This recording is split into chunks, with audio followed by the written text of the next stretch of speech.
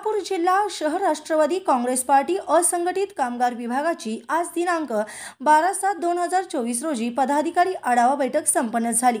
यावेळी बैठकीत उपस्थित पदाधिकाऱ्यांना असंघटित कामगार विभागाचे जिल्हाध्यक्ष नितीन मस्के साहेब यांनी मार्गदर्शन केले।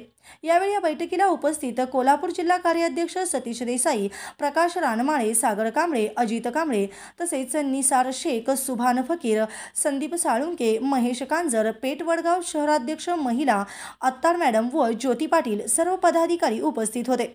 तसेच विविध विषयावर यावेळी चर्चा करण्यात आली।